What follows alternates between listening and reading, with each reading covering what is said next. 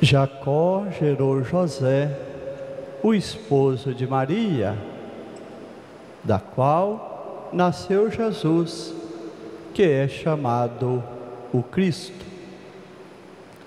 A origem de Jesus Cristo foi assim: Maria, sua mãe, estava prometida em casamento a José.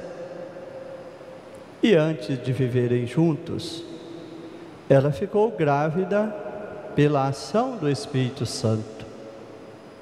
José, seu marido, era justo e, não querendo denunciá-la, resolveu abandonar Maria em segredo.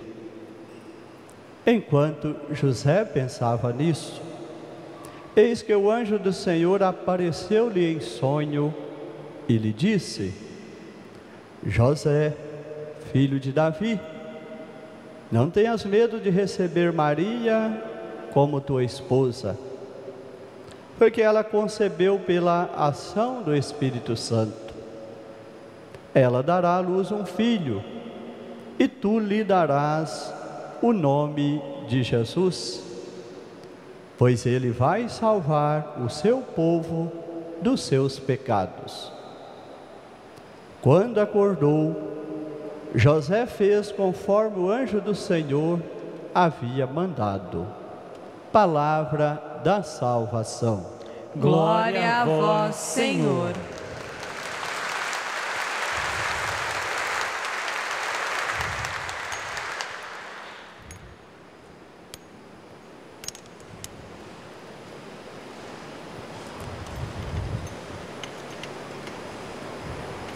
Solenidade de São José, patrono universal da Igreja. São José guarda a Igreja na sua missão de evangelizar. Aquele que guardou e foi feito chefe da família de Deus, ali a casa de Nazaré, colocado como esposo na vida de Maria e confiado a ele a paternidade terrena de Jesus. É desse José que nós hoje falamos, refletimos e meditamos sua vida de fé. José, esposo de Maria. José é também, por esta razão, patrono das famílias. E sendo também, pela referência bíblica, o carpinteiro, o Evangelho diz do seu ofício, do seu trabalho, da sua maneira de buscar o sustento para a casa de Nazaré. Então José é também patrono dos trabalhadores e do trabalho. Quanta riqueza associada à pessoa de José, esse grande patrono.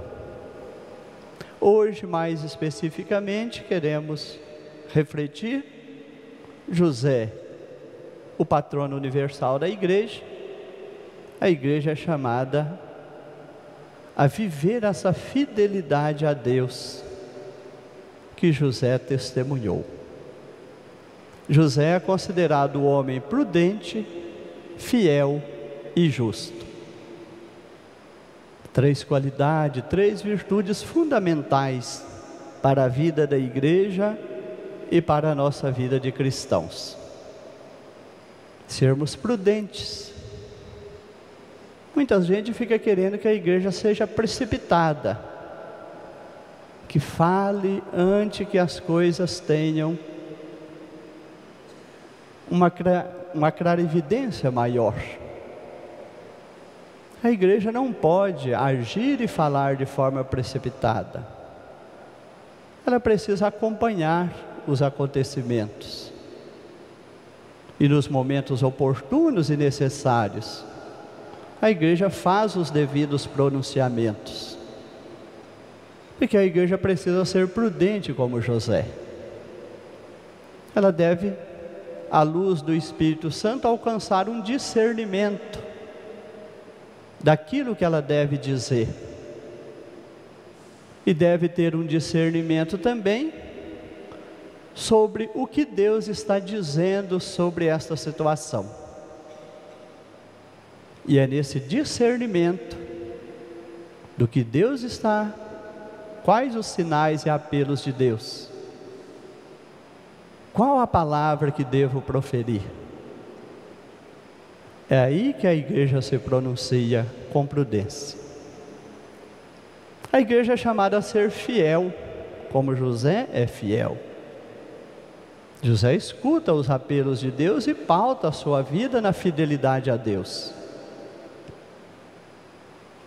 podendo viver situações, como o texto do Evangelho diz hoje, de angústia, de temor. Mas o temor, a angústia, não faz com que José abandone a fidelidade. Vejamos o que a igreja experimenta nos dias de hoje. Como a igreja tem sido agredida de várias formas, tem sido até muito perseguida. Mas diante das agressões e das perseguições, não é hora de esmorecer na fé. Não é hora de abandonar a fidelidade.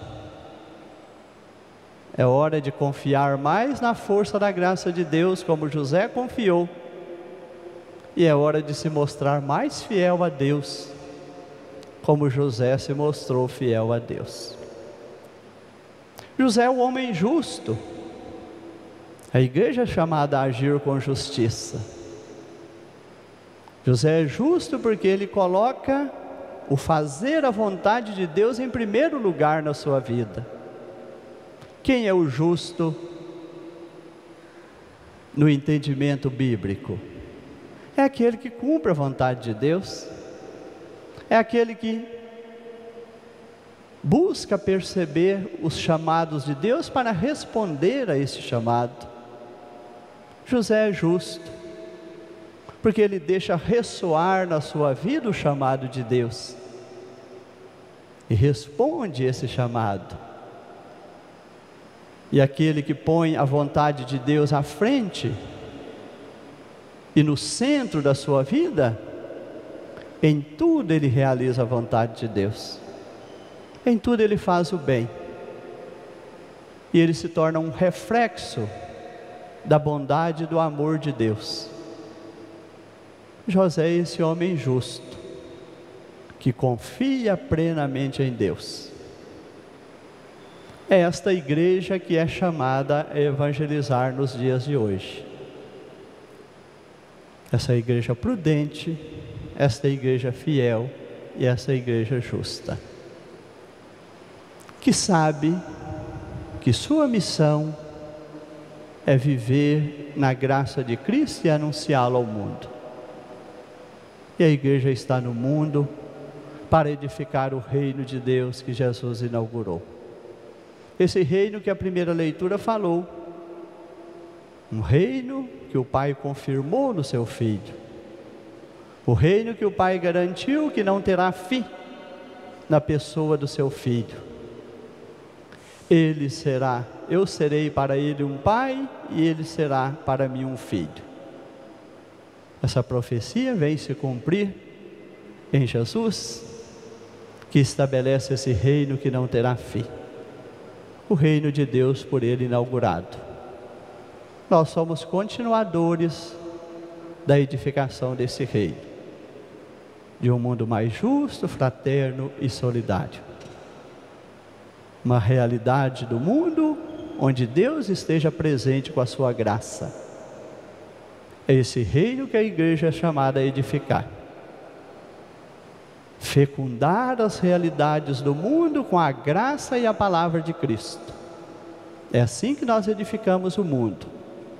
O reino de Deus, não fugindo das realidades do mundo, mas como igreja, levando a graça e a palavra de Cristo para as realidades do mundo. E como o mundo que nós vivemos está precisando da graça e da palavra de Cristo. A igreja não pode faltar com a sua missão. A igreja não pode ter medo do mundo. Como o anjo vai dizer a José, não tenha medo. Se Deus confiou a José esta missão, de ser o esposo de Maria e a missão da paternidade terrena de Jesus, Deus dará a José também a graça suficiente e necessária para que ele cumpra a missão. Se Deus confia à igreja a missão de fecundar o mundo com a sua graça e a palavra de Cristo, Ele também concederá à igreja a graça necessária para esta missão. E a igreja não deve ter medo. Ela deve ir ao encontro das realidades do mundo.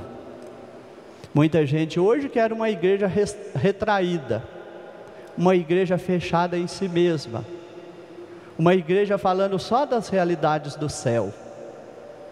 A igreja deve sim, em primeiro lugar, falar das realidades do céu, mas a igreja não deve fugir das realidades do mundo. A carta aos Hebreus muito bem diz: Jesus não veio, não entrou no mistério da encarnação para ocupar-se com os anjos, mas com os filhos de Abraão. Então Jesus veio ao nosso encontro, veio ao encontro das realidades desse mundo pelo mistério da encarnação, e aqui deixou a sua igreja como continuadora da sua missão, da missão salvífico-libertadora. Então a igreja é chamada a ser libertadora, a libertar esse mundo com a força da graça de Deus e com a palavra, a ir de encontro para superar as opressões do mundo, as injustiças do mundo, as mentiras do mundo, as hipocrisias do mundo. Tudo precisa ser fecundado, transformado e renovado com a palavra e com a graça de Cristo. A igreja está presente no mundo para evangelizar, e São José é o patrono. São José guarda a igreja nessa missão. Hoje, de maneira especial, queremos pedir a São José, nesses dias difíceis para a igreja, que ele esteja aí mais presente, guardando a igreja, com sua intercessão, com sua gloriosa intercessão. Considerando pelo texto do Evangelho esse momento em que José recebe a missão. José, no primeiro momento, se sente apavorado e angustiado. Seria muito fácil para José cumprir o que a lei determinava, que ele simplesmente abandonasse Maria. Mas não foi assim que José agiu. José não abandonou de imediato Maria. Angustiado, José dorme. E nesse sono, Deus vem ao encontro de José, através do anjo, e começa a dialogar com José. E vai dizer a José: não tenhas medo de receber Maria como tua esposa. Nós dizemos que José aqui recebeu o dom do entendimento. Quando nós estamos na dúvida, no medo, na angústia, somos chamados a nos silenciar diante de Deus. O que José faz nessa passagem bíblica? O sono de José significa que José se silenciou diante de Deus na oração. E nesse silêncio orante, aqui representado pelo sono e pelo sonho, Deus vem ao encontro através do anjo. E Deus vai dar uma resposta a José. E nesse momento, Deus confia a José a missão de ser o esposo de Maria e de assumir a paternidade terrena de Jesus. E José se enche de confiança, se enche de coragem e, ao acordar, assume a missão. De fato, assume Maria como sua esposa. E a partir daquele momento, assume a paternidade terrena de Jesus. E sabemos como José vai se comportar, sendo um pai muito presente na vida de Jesus, e sendo um esposo fiel na vida de Maria. É assim que José vai se comportar. O prefácio de hoje, de maneira muito bonita, que vamos rezar na oração eucarística, vai dizer desta missão de José. Que José foi dado como esposo à Virgem Maria e foi confiado a ele guardar Jesus, o Filho de Deus. Olha que bela missão José recebeu de Deus: guardar Jesus, o Filho de Deus, o Filho da Virgem Maria, que nasceu pela ação do Espírito Santo. Então é assim que o prefácio diz hoje. Ele guarda Jesus. Quero lembrar aqui a paternidade e quero deixar uma motivação aos pais. Que cada pai procure ser um pai presente na vida do seu filho. Que cada pai procure guardar o seu filho, dando a ele um bom exemplo de vida, acompanhando de perto o crescimento do seu filho.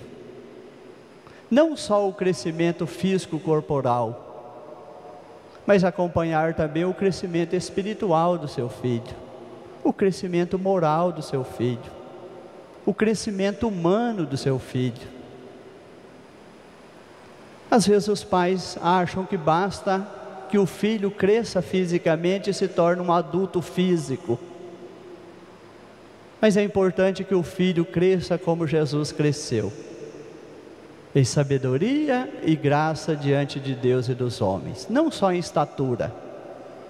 Quando os pais não cuidam bem, o filho cresce somente em estatura.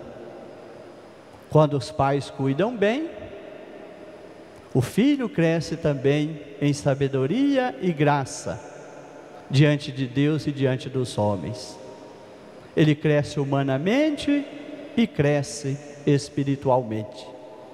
Cresce humanamente porque recebe os princípios e valores éticos e morais.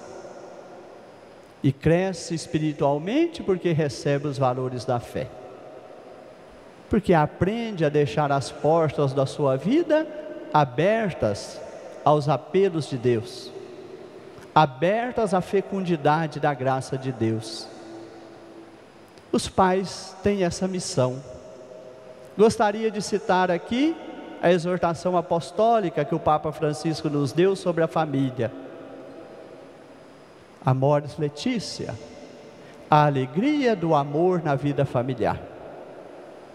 Depois que o Papa diz dos dois pilares da vida familiar, o pilar do amor conjugal, que deve ser cuidado e alimentado a cada dia, e o pilar da fé, que deve ser cultivado.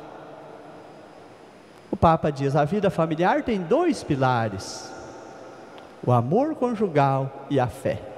Os dois precisam de cuidado.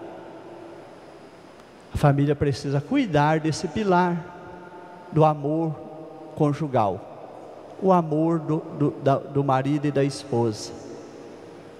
Esse amor que ganha força quando esse amor se mantém aberto à graça de Deus. Por isso tem o pilar da fé.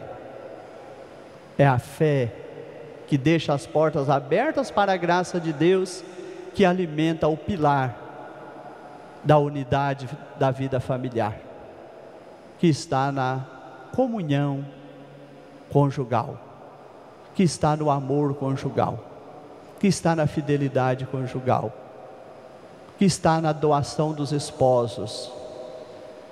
Assim é a vida familiar, o amor conjugal e a graça de Deus presentes. Lá no 7º capítulo da exortação, o Papa fala da educação dos filhos, fala amplamente. E quero nessa solenidade de São José, acentuar esta missão da família, acentuar esta missão dos pais, e especialmente a missão do próprio pai. O Papa diz o quanto é danoso quando o filho vive o abandono paterno, o pai ausente. Nenhum pai tem direito de ficar ausente da vida do seu filho. Não basta a paternidade biológica. É preciso construir a paternidade afetiva. É preciso participar da vida do filho. O Papa fala isso com muita clareza, dizendo ao pai: seja um pai presente na vida do seu filho. Não deve estar ausente fisicamente, nem ausente afetivamente. O Papa diz: abandono afetivo. Quando o pai até mora na mesma casa com o filho, mas não participa da vida do filho. O pai mora na mesma casa, mas não acompanha a vida do filho. Não conversa com o filho, não brinca com o filho, não acompanha o filho nas atividades escolares, não passeia com o filho, não dá conselhos ao filho, não acompanha de perto a vida do filho. O Papa diz: abandono afetivo. Está fisicamente perto, mas não participa devidamente da vida do filho. Quero pedir a São José, patrono das famílias, modelo de pai, que ele guarde também a cada um dos pais, que ajude a cada pai a honrar a sua missão de pai, a ser um pai verdadeiro na vida do seu filho, a ser um pai presente, ser um pai que guarda o seu filho como São José guardou Jesus ao assumir a paternidade terrena de Jesus. É o que queremos pedir hoje em favor de cada um dos pais. Que São José, patrono da família, guarde sempre mais a igreja, patrono da igreja, guarde sempre mais a igreja na sua missão. Patrono da família, guarde a família na sua missão. E patrono do trabalho, interceda para que o mundo em que vivemos seja um mundo mais justo, ou em que todos possam ter o seu direito ao trabalho para viver com dignidade. Assim seja. Amém.